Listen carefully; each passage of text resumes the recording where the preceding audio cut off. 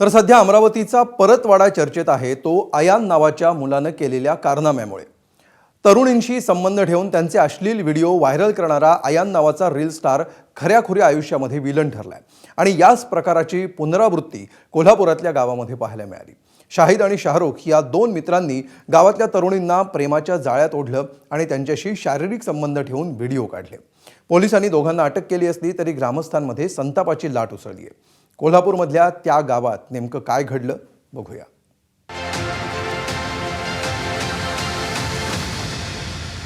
प्रथमतः मी कोल्हापूर जिल्ह्यातील उशिर्ली गावातील सर्व हिंदू माता भगिनी यांची जनतेची माफी मागतो। माझ्या मुलांनी जे कृत्य केले आहे ते अतिशय निंदनीय आहे आणि आमचे संधी कुटुंबीय त्याला कसलाही पाठिंबा देणार नाहीत आणि आमच्या पोलीस प्रशासनाला कळकळून विनंती आहे की तिने जे न्याय देतील ते आम्हाला मान्य आहे। गावकरी जे शोधले न्याय देतील आम्हाला मान्य आहे। पोलीस प्रशासन कशाचा विचार न करता त्याला फाशी शिक्षा द्यावी ही आमची मागणी आहे आणि आमचा ह्याला कसलाही विरोध नसणार। आणि प्रथम आणि एकदा मी शोर्ली गावातील सर्व हिंदू भगिनी भाऊ आमचे जे आहेत मी त्यांची माफी मागतो आणि जे पीडित तरुण आहेत त्यांची बी माफी मागतो। हात जोडून संपूर्ण गावाची माफी मागणारा हा बाप आपल्या लेकराला फासावर चढवायला तयार आहे, कारण त्याच्या मुलानं गुन्हाच तसा केलाय। कोल्हापुरातल्या पुलाची शिरोली गावातला शाहिद संदे यानं देखील अमरावतीच्या परतवाड्यातील अयान अहमद प्रमाणे गावातील तरुणींचे अश्लील व्हिडिओ काढून त्यांना ब्लॅकमेल करायला सुरुवात केली आणि या दुष्कृत्यात त्याला साथ दिली ती शाहरुख देसाई नावाच्या मित्रानं। पुलाची शिरोली गावातला शाहिद हा मुलींना आपल्या प्रेमाच्या जाळ्यात ओढायचा, त्यांच्यासोबत शारीरिक संबंध ठेवायचा आणि त्याचे व्हिडिओ या ठिकाणी बनवले जायचे। याची कुणकुण आहे ते स्थानिक तरुणांना लागली आणि त्यांनी शाहिद आणि त्याचा मित्र शाहरुख या जोडगोळीचा पर्दाफाश केला। यानंतर पोलिसांनी शाहिदला अटक केली।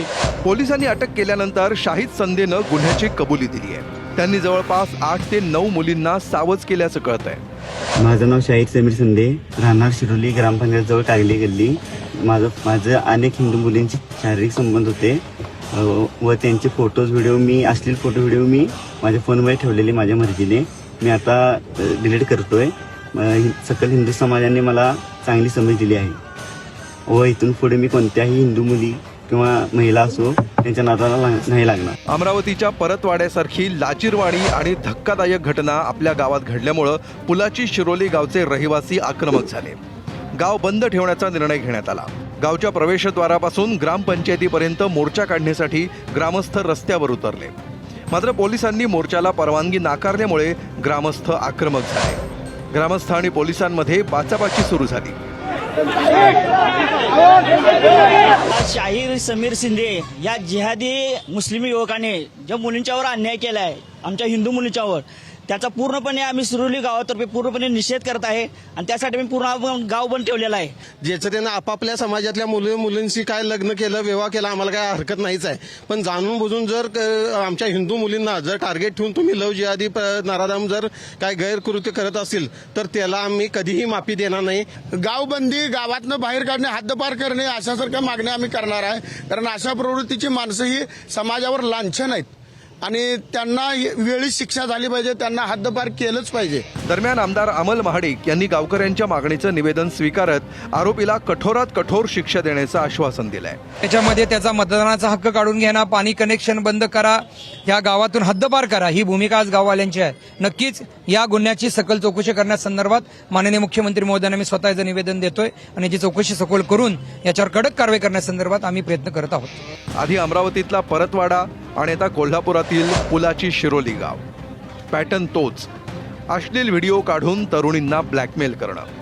अशा प्रकाराची पुनरावृत्ती रोखण्यासाठी आरोपींना कायद्यानुसार कठोर शिक्षा दिलीच पाहिजे। दरम्यान आरोपी आणि पीडित मुलींचे धर्म वेगवेगळे असल्यानं या घटनांवरून जोरदार राजकारण सुरू आहे। या घटनांना धर्माच्या तराजूत तोलताना जिल्ह्यातील, तालुक्यातील आणि गावागावातील सामाजिक सलोख्याची वीण उसवली जाणार नाही याची देखील काळजी लोकप्रतिनिधींनी घेतली पाहिजे। विजय केसरकर, एबीपी माझा, कोल्हापूर। एबीपी माझा, उघडा डोळे बघा नीट।